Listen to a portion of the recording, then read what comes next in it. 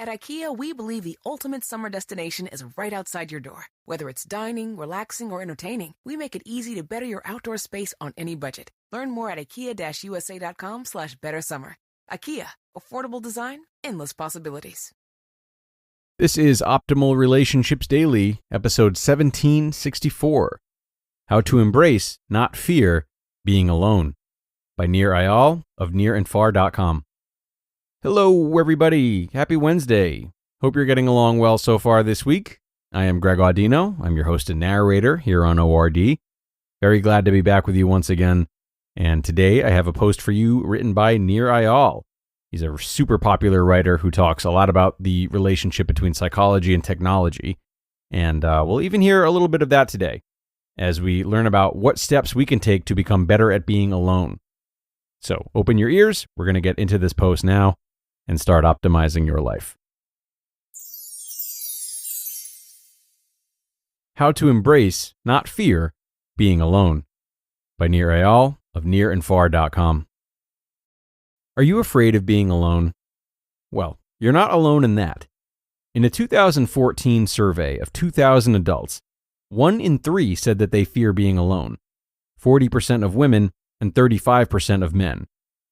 The world is riddled with distractions that prevent us from having to feel alone, even when we aren't in the physical presence of another person.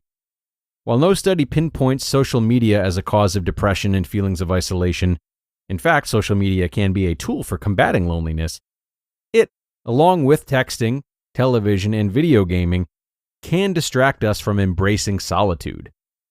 Ironically, the more we subvert quality alone time with distraction, the more we cripple our capacity for being alone and stoke our fear about it.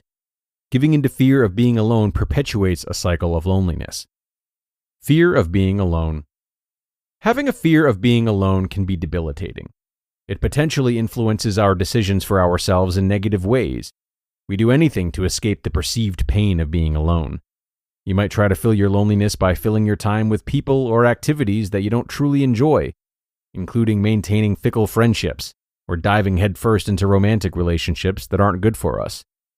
Some studies show that the fear of being alone pushes us to prioritize relationship status over relationship quality, leading to unhealthy partnerships. On the other hand, embracing quality solitude can enhance your relationships. In Michael Easter's The Comfort Crisis, a book about breaking out of your comfort zone in search of a more fulfilling life, Matthew Bowker, Ph.D., a professor of psychology at M.I.T. College, says, quote, "Building the capacity to be alone probably makes your interactions with others richer, because you're bringing to the relationship a person who's actually got stuff going on inside and isn't just a connector circuit that only thrives off of others." End quote. Remember, your thoughts are not your true self. Don't let fear of your own thoughts stop you from seeking alone time.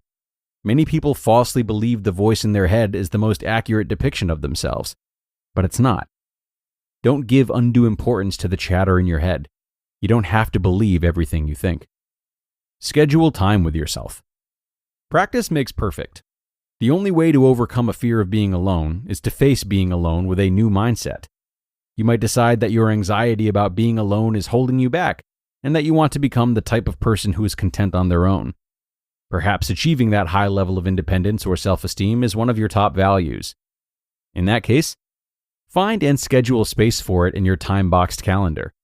Time-boxing, a technique I explore in my book, Indistractable, is all about identifying your values, the attributes of the person you want to become, and ensuring that they are represented in your calendar. Decide how much time you want to spend on your own per week. Even scheduling 15 minutes of alone time is a step forward. Perhaps you'll use that time for a morning brain dump in a journal. Or maybe you'll take 30 minutes to an hour to go on a walk alone. And by the way, both of these qualify as good breaks that rejuvenate you during the workday. Or take a few hours to go out for a nice solo dinner or adventure. Look inward. Only by understanding our discomfort with being alone can we begin to control it and find better ways to deal with negative urges. If you're experiencing discomfort in being alone, don't let that internal trigger or negative feeling drive you to distractions like turning on the TV or opening TikTok. Instead, use these 4 steps to master internal triggers. First, zero in on that discomfort. Second, write down how it's making you feel. It's important to realize that discomfort isn't necessarily a bad thing. It doesn't always need to be relieved. It can be leveraged like rocket fuel to propel us forward. Instead of looking for the easiest way to rid ourselves of pain, we can look within to understand what's driving our desire to escape the way we feel. What are we avoiding when we don't spend time with ourselves, even if we know it's something we want to do? The third step is to get curious about your emotions. When you're uncomfortable about being alone, how does that affect you? Do you feel stomach butterflies? Are you wondering what everyone else is doing? Is your breathing steady or fast? The last step is to be aware of liminal moments, or transitions from one thing to another when we are particularly susceptible to distraction. A way to combat liminal moments is using the 10-minute rule, aka surfing the urge.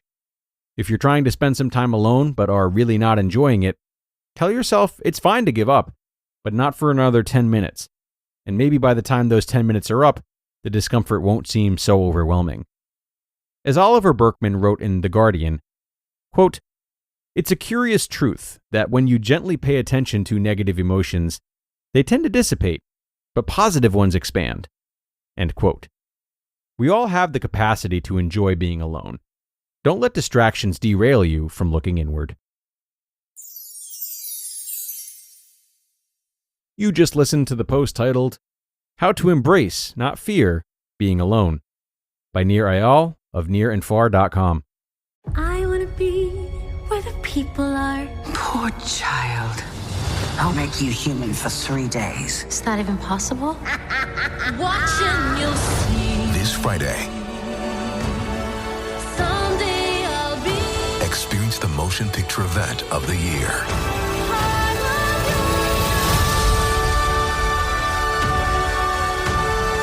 Disney's The Little Mermaid, rated PG, parental guidance suggested, in theaters Friday. Priceline presents Go to Your Happy Price. What's up? It's Kaylee Cuoco. When it comes to travel, we all have a happy place. You can see yourself already there. It's beautiful. It might be sunny and sandy for some, neon and urban for others, deserts or rainforests or hiking trails.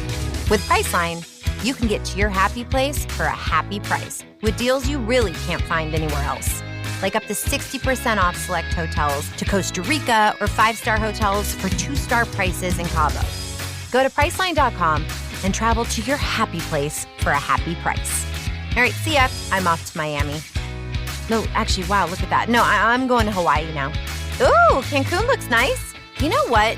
Belize looks pretty nice this time of year. Or, Palm Springs. Go to your happy place for a happy price.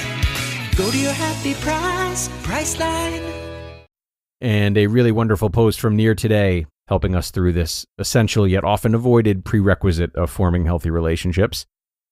I really like his assessment of distractions in this article.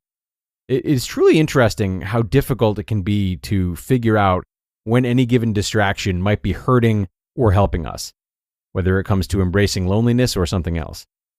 But one thing to be certain of is that we will be tempted by and often engage in some type of distraction when we are in fear of loneliness. So, what might we do with that? Well, I really love Nir's thought about putting timers on yourself, like 10 more minutes of being alone and then I can give way to distractions. That's a way of managing distractions and maintaining power over them, leveraging them, as he said. And another way of doing that would be to plan them in advance. For example, if your goal is to spend 15 minutes alone each day this week in an effort to get more comfortable with it, you might say, okay, on days 1, 3, and 5, I will soften the blow by having a distraction to keep me company. Day 1 will be video games, day 3 will be social media, and day 5 will be a book. And this allows you to maintain some control, give yourself some wiggle room, consider how smooth of a transition you want to allow yourself. And it even allows you to think critically about how certain distractions, again, might be more harmful than others or more helpful than others. So maybe it sounds crazy to plan to this extent, but I would highly recommend giving it a chance for any goal you're trying to pursue that comes with some tough feelings along the way. How can you plan for those low moments in advance is what it boils down to. So sit with that idea, everyone. It's time to get going now. I thank you so much for being here today and helping to make another episode possible. Have a great rest of your Wednesday, and be sure to come back tomorrow for a parenting article, courtesy of psychalive.org. That's where your optimal life awaits.